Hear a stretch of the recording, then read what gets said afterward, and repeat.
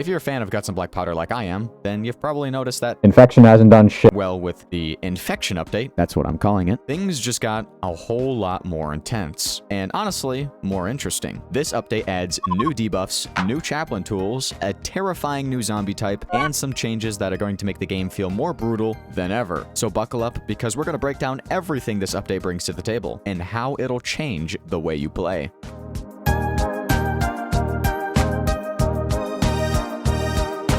Alright, let's start with the basics. Infection itself got a major overhaul. Sort of. Not really. It really didn't. We now have a new infection screen to keep track of exactly how bad things are getting, which, by the way, it's gonna happen a lot more often now thanks to the new debuffs. First up is Clawed. It's the less bad of the two, but it's still a pain. When you get clawed, it stops your infection from decaying for 60 seconds. And if you're playing in hardcore mode, this adds 0.15 infection every 1.5 seconds. That might not seem like a lot, but trust me, it'll add up fast if you're in a bad fight. And then there's the bitten debuff. This debuff increases your infection by 0.35 every second and lasts for 72 seconds. And if you're bitten and get clawed again, this infection stacks and accelerates even more. And in hardcore mode, of course you can guess, it's even worse. 0.4 infection every 0.95 seconds, technically 1 second. Basically, if you get bitten, you're on a serious timer unless you have some healing supplies or a chaplain nearby. Oh, and remember, now if your health drops below 35%, your infection won't decay at all. So if you're low on health and you're bitten, you're in some serious trouble. Before we do continue, I think we do need a brief definition on what exactly decaying is, if you guys are confused. When your infection level is rising due to bites,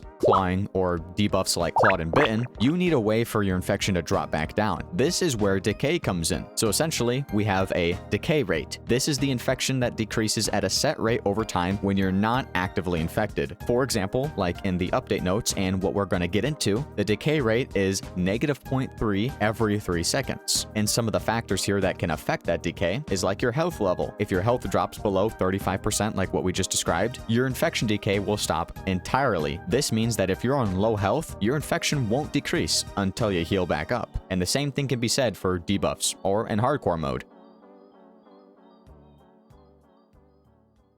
Now let's get into the good stuff, the chaplain changes.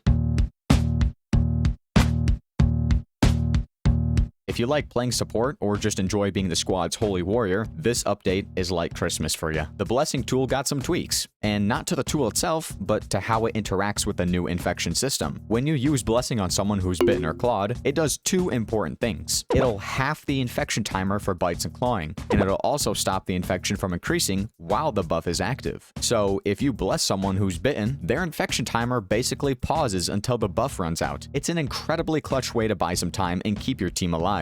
Next up, the new Exorcism Crucifix, which is a game changer, and I bet a lot of people are going to be using this bad boy. This tool is powered up by hitting zombies or performing blessings. It's not just going to passively regenerate. Once it is charged, the Exorcism Crucifix does these three things. It'll slow down all of the zombies in your proximity. It'll deal chip damage to shamblers, zappers, igniters, and runners, and the damage does vary on distance, so it'll do 0.5 to 1.85 every 0.425 seconds. And it also lasts for 20 seconds, which is 10 seconds longer than the normal crucifix. And runners, well, their speed gets reduced from 17.5 to 15.3, which can definitely make a huge difference. There is also a visual for this as well, so you know when it's being performed. The zombies affected by the Exorcism Crucifix will sizzle and smoke. It's got a 35-second cooldown, so use it strategically. Then there's Divinity. This will prevent you from receiving any infection for 65 seconds. It can be used 3 times, but requires you to actively participate in attacking zombies or using the Mercy to recharge, just like the Exorcism Crucifix. Those who are fully infected cannot be given Divinity, unfortunately, so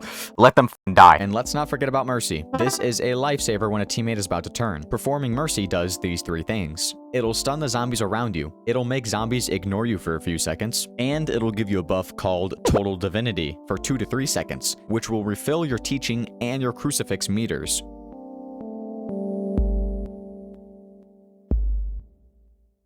Let's let's move on to some of the stake changes. You're going to love the new puncture ability. Landing a hit with a stake will now apply a debuff to zombies that will reduce their infection power by 20% and reduce the infection debuff timer by 20%. You can stack this up to 2 to 3 times, and at a max stack, you're reducing infection infliction by 60% to 70%. This will only last for 3 to 5 seconds, but every hit will refresh that timer. So if you're good with a stake, you can keep infection levels low and give your team some good breathing room. We finally have a new zombie type. Get ready for the viral runner, and he is viral for the wrong reason. What the? Is he saying something? These guys are terrifying. They only spawn when a player is fully infected, and they do have double health. They have 2 attack modes: clawing, which gives you the rabid clawing debuff. This is basically the bitten debuff, but with a different name. And they could do puking, which inflicts impending madness, making your infection skyrocket. If you see one of these things, kill it fast, or you're f***ed. To make the mood a little bit more happier, we do have some new weapons and some new maps to explore, so let's hop into it.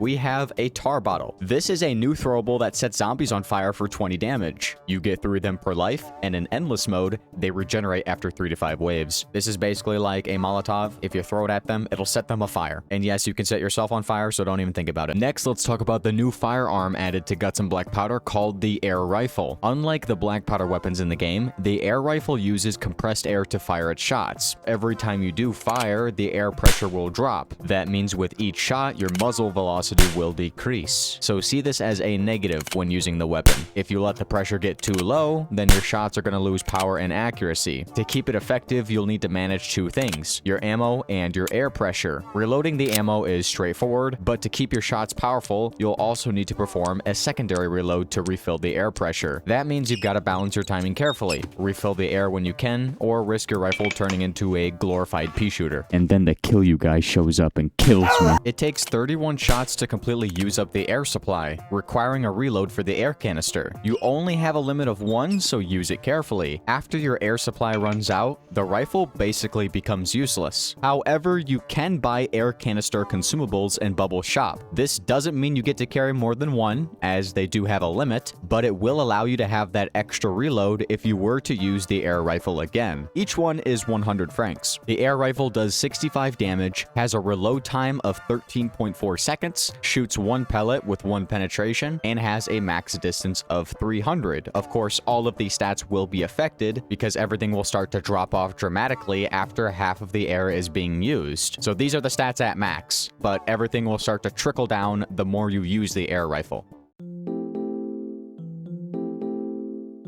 You know, Shade, sometimes I think you're the only person who can make moral corruption look cool. Oh, it's a gift. I don't want to brag. I'm just the edgy, misunderstood sidekick. What the f*** is that? Oh, that's Lil JMT. I'm here to spread good vibes, sprinkle chaos, and kill anyone who disagrees with me.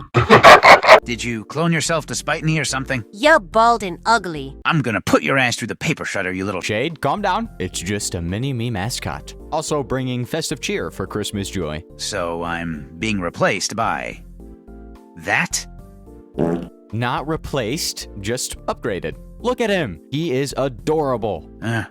I give it a week before someone gets mad about something with it. You could snatch one of these little critters in my Roblox group. The perfect present for the holidays. L-plug, I know. I need that Roblox. Let's go into the maps. Welcome to Roscoff, a commune in the Finistère département of Brittany in northwestern France. Wow, that is some ass French. Shut up! This will be your first objective map, or map overall that's not exclusive, where you can play as the Americans. They also have no idea how to say half the words in this map. You first spawn at the dock area in Roscoff. A chilling sea breeze slaps your face meat.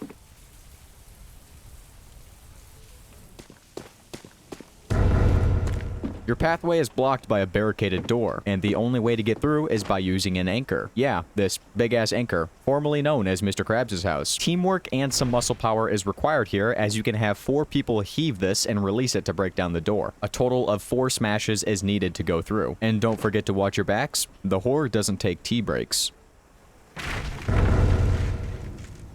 You are suddenly stopped by a gate with the zombie blocking it. He guards a note which you must collect. Go up to the zombie and collect the note.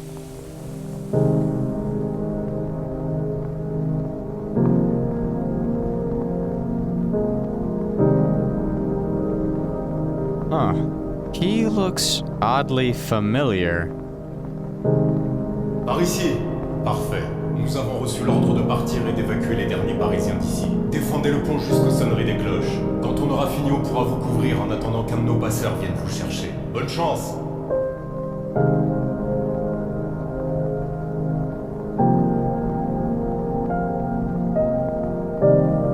Yeah, this is gonna upset some people.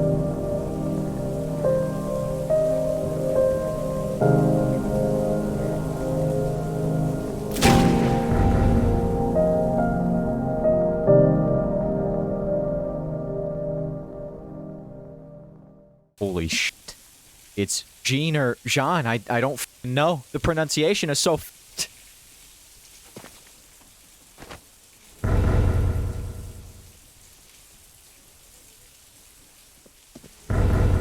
One of Roscoff's winding streets happens to be blocked by an abandoned wagon. You must pull it out of the clear while fending for your life. This is very similar to the rope pulling objective on Cobb and the anchor objective, which we just did. You can have 6 people pulling at once.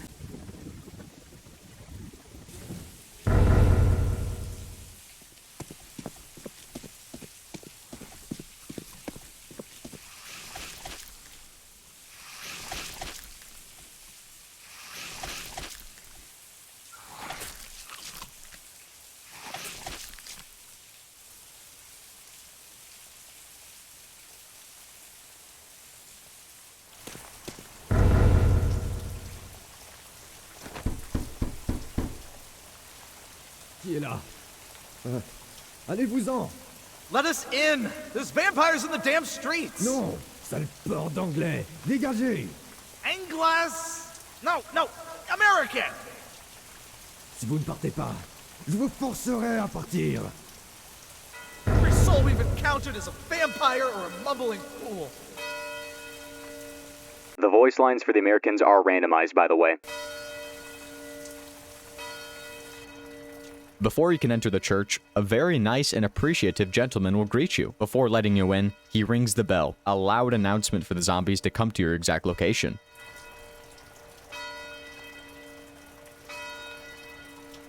Survive this, and you can enter the church.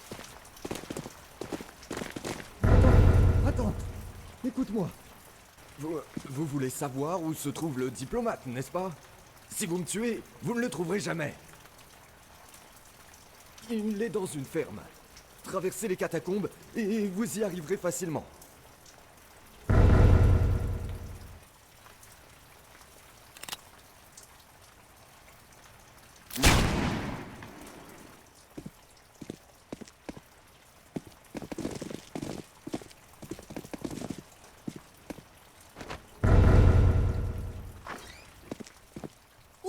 Wait! You can't leave us here! Bloody untie us!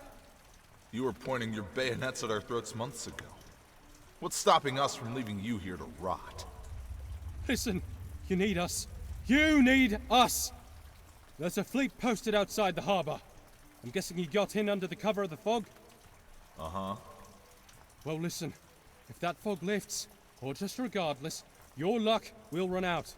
They'll sack your ship, impress you, and you'll be thrown on a quarantine ship. Listen, with us, you have a bargain.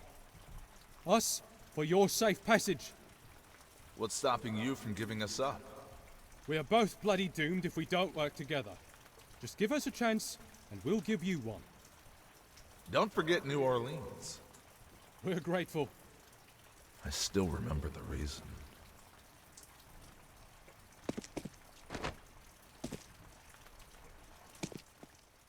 After you rescue your teammates or leave them tied up, it's your choice. The game will have you move this tile to enter Catacombs Part 2.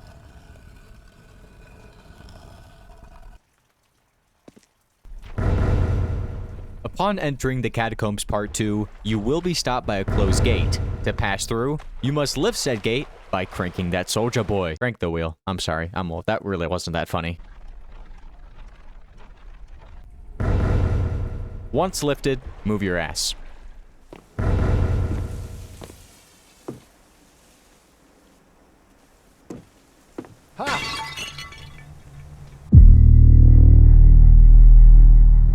Crawford's part is interesting, since all of the dialogue is completely randomized depending on who is alive, which regiments are selected, and what actions are performed. There is some dialogue that I didn't record because of this, but the main storyline I did get. I will be going back and forth to the current and old version, so you will see Crawford's name as NPC sometimes, but the dialogue is still the same. A Marine? What are you doing here? Marines of the USS Constitution, sir. We have explicit orders to extract you from France. Oh, I see they got my letter. Such a sad sight. Shattered authentic China. It's a fake. Here, look at the cross-sections. We've got a frigate awaiting your arrival. Now move! Sorry about your head. I thought you were one of them. Now stop being a baby and get me out of here. What event occurred here? I think you can see with your own two eyes. They got him. Stay with us, sir. Now, this frigate, tell me, where is it positioned? It's at the docks. Tell me you didn't dock it. Please, you didn't. You did, didn't you? That ship would be better off floating in Trafalgar. Would you take it easy? Is it this terrible farther inland? Most of Europe by this point has been kicking around for 3 or 4 years now. Ever since those lads crawled out of Russia. Above, quickly!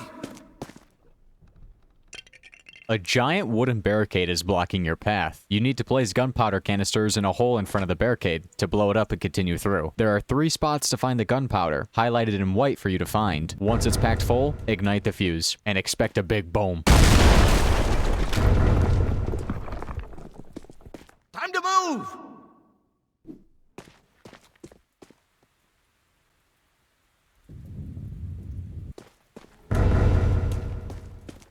Door's barred for a reason. Get him far from it.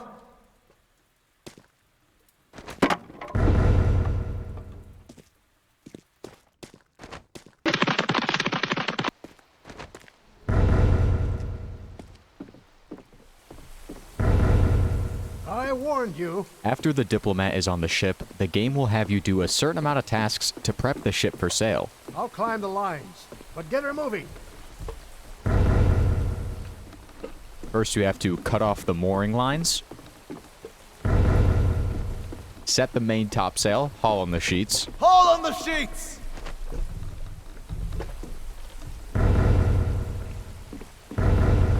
run the halyard round the capstan, Have you ever pushed a capstan before? Move! Your bloody capstans are stolen from our ships! brace the main yards to starboard, and finally, defend until she's out of the harbor. And you will get bombarded here, Catacombs Part 2. Don't think you're out of the blue yet after this, because your fellow comrades who sang hearty songs in the beginning of this map have unfortunately been infected, and they're hungry. Now, what happens if Mr. Crawford dies? Because, yeah, he isn't the Lord himself. The undead want him the most. If Crawford happens to blow up, or even worse, eaten alive, Mr. Crawford! No! you will have to carry his dead corpse back to the ship, so protect him at all cost. He is the reason you're here, after all. And finally, let's go over a few more things that are worth mentioning that are inside of this update, some notable changes.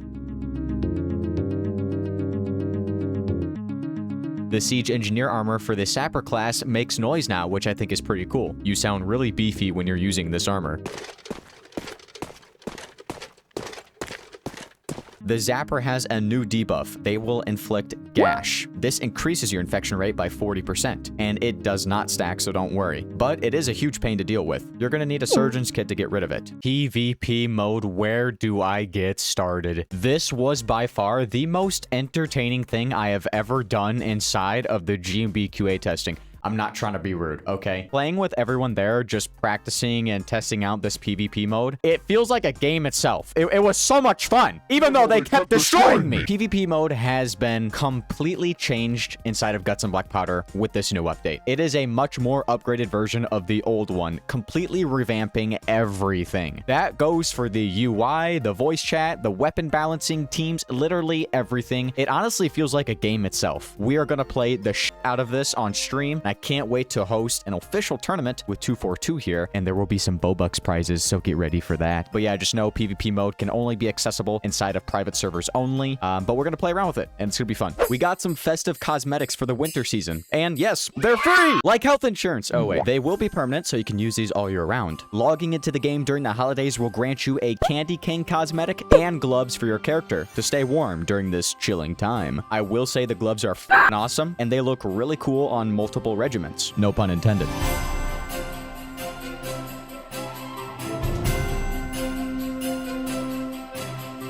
And as the Grinch once said, "Give me all your shit or y'all getting clapped." Have Bobucks? Spend them here, as a new cosmetic pack has been released with a bunch more goodies to fill not only your stockings, but your lonely heart that fiends for parental attention, as none was given to you on this fine jolly week.